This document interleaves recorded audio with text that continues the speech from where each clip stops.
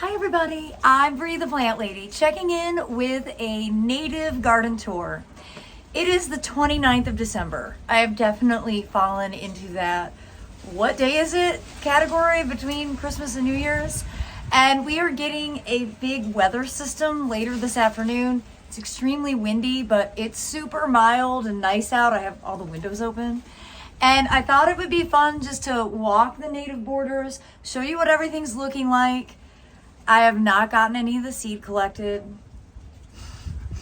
It is still a plan.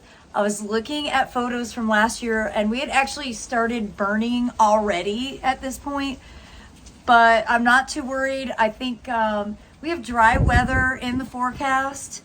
So probably within the next 2 weeks, Aiden and I will start strategically burning some of the native plants down. That way we can do an overseeding with some of the annual cottage seeds just to give it some interest for the spring. And well, I'm trying to get all of this done before the middle of February when I start traveling again. And I'm basically going to be gone from February 14th until about May 16th. So let's get outside in the garden. Let me show you what I'm looking at so that I can kind of come up with a plan and start doing some of the necessary maintenance. Well, we'll start right here in the perennial pocket bed. And you know what you're really looking at is a lot of growth from last year. We've still got echinacea seed heads, which I like, but I think I'm gonna go ahead and plan to cut those down. We will burn all the white muley grass down, and though I really like how it looks right now, and you can see that it's still very green, we'll try and get that done sometime before the middle of February.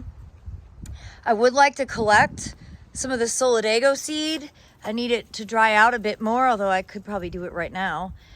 This is definitely slated for the burn down once we collect as much seed as we deem necessary, as there's an endless amount of it. Just need to go ahead and cut the Sylvium stalks down. And we've got lots of pycnanthemum, more echinacea. You know, overall, there's not a lot to say about how this bed's looking. I don't mind it being up.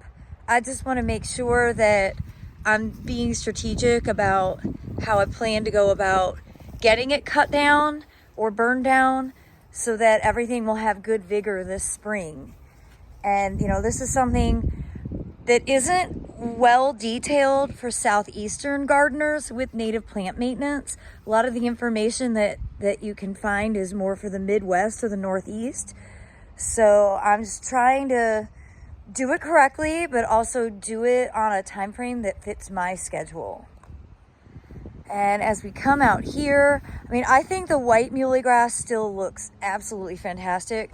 So I'm not super anxious to cut that down or to burn that down. But a lot of the other plant material in here doesn't look great. And there's actually a fair amount of weeds. You see all that green there? That's all chickweed. And yeah, I know chickweed's edible. Come on over, weed it and eat it. I don't like chickweed. I don't like eating it, and I don't like it in my garden. I would rather have that be a solid mass of California poppies that will actually bloom, look beautiful. All this pycnanthemum, that can all be, I don't know whether it should all be burned or if I should plan to do some cutbacks with the electric lawnmower. I need to do some reading up on best practices for all of these different native plants. We did not originally build this bed as a burn bed, so not all the species are appropriate for burn back. You know, the way we burn, it's individual plants because we just have a small flamethrower. So we're not lighting the whole bed on fire at one time. We're entirely too wet to do that anyway. And it's just Aiden and me. So we take our burns in a way that's very manageable and safe. We would obviously never burn on a day that's as windy as today is. But the panicums could definitely get burned down. I'm a bit nervous about how much seed is on the Verbena bonariensis, which isn't technically native, it's South American. So I do want to get those cut down and not have all the seeds distribute. And well, there's just a lot of weeding that needs to be done. I think it'll be a lot easier to do once the necessary things are either cut down or burned.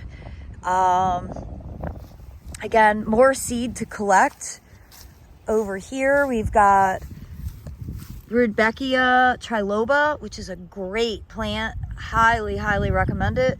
And then this Solidago, which is Solar Cascade, is another really great one. So I do want to be intentional about getting some seed collected. As I'm standing out here, I maybe should just put the phone down and go ahead and get the seed collected. And then over here in the sedge bed, you see the asters are definitely ready for cutback. Also seed collection. Tons and tons and tons and tons of seed. Oh my goodness. We plan to burn the sedges, and I'd actually like to transplant a fair amount of these. These out here look good, but in the bed in here, you can see how brown they are. I wouldn't mind doing a burn and then a transplant and get some of these sedges moved under the live oaks over on the blue house property, where I think they do better because it's more shade. Got a lot of seed on Rudbeckia subtomentosa here, which I do think look really nice. What I really think needs to happen is that all of these white cloud muleys, and maybe I don't even bother moving them, I just get more, but I think they need to go into the center of the bed where all of these carex are, because it doesn't make sense. Having the taller grasses on the edges just doesn't look good. I just need to decide whether it's worth the transplant shock, or maybe I move the white muley from that bed into the center here and then come up with a slightly different plan. The thing I like most about the beds are the white muley, but I don't really like where I put them, if that makes sense. I just didn't do the scale right, and in part that's just because the shrubs haven't gotten to full size. Eventually the shrubs will be tall, actually like really tall, like these viburnums should be 15 to 20 foot tall, but it's going to take a few years, and the scale in the meantime is really out of sync. And while I'm out here daydreaming, at least I think I could do better, and that's really the whole point of being a gardener, is to edit what you've done and take action to make the beds function better and look better, and just in general inspire more motivation. I did not collect this seed. It looks like there is still some in here. This is that Salvia urticifolia, and I really do like it in its structure, but again, I do need to be thinking logically about getting things maintained, because I really only have until the middle of February, and then my schedule gets really bonkers. So I do need to try and take the greatest advantage of January, because I have all of January home. I guess we've just found where Ava Grace likes to hang out. Well, I do have all the muley grass over here that's it's not the greatest spot for it. So I guess actually what I should do is transplant all of this into the center of this bed and transplant the carex out. So that'll actually be something I can do after today's major rain. And in theory, I know the muley grass doesn't really like to be transplanted at this time of year, so I might wait on that. But I might go ahead and get the carex dug out and transplanted. That way, in the spring, March, April, when the muley grass is really active again, I could get it moved. I don't know. We'll see. I'm going to consult the Hoffmans best practice for transplanting muley. But overall, this border, it's okay. I mean, everything obviously looks better in the growing season. I thought the muley grass was going to do really well here, but it's just not quite enough room for it to really get to its full size. So again, I think it would be better transplanted. And then I can really let the pycnanthemum and the scutularia, and you know, I can always transplant some other perennials into this area where the muley is right now. Edits, edits, and edits. And then the bed here at the foundation is definitely just needs to be like scrapped and reworked. All these muley grasses need to come out. They have not performed well here at all. I think they would do better out in these front borders, so more to transplant. You know, this had originally been all strawberries, but the drought last summer took them out and they have disappeared for the most part. And I did do a planting of different asters in here, and the deer are just eating them to bits. So originally my thought was just to make the whole border the Phlox paniculata bright eyes, and I think that's still a really good plan. But we're going to rent a sod cutter and we're going to make this bed have a more interesting shape. And then I think we'll go ahead and cut back the phlox that's here and then transplant more phlox in and just sort of make this a whole border of phlox. And I think it's saying that I'll go ahead and transplant the asters that I put in here out of here over to that border where the muley grass is. So really it's just sort of like a game of Tetris of moving some plants around. And you know, I was hoping to actually rent a sod cutter like in the next couple of days.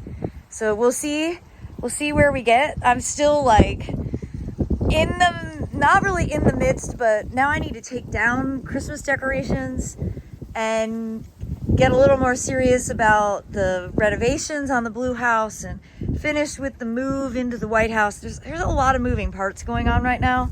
Just trying to take it in stride, but I have been out of the garden for too long and it's driving me crazy. Well, hopefully, if nothing else, this video will make you feel a little better about your own to-do lists, as mine is so enormous and far-reaching. It is really funny. Ava Grace absolutely loves tunneling through the carex and grasses in this bed. You can really tell that they are indeed savanna creatures. But I hope that you all are having a great in-between holiday season.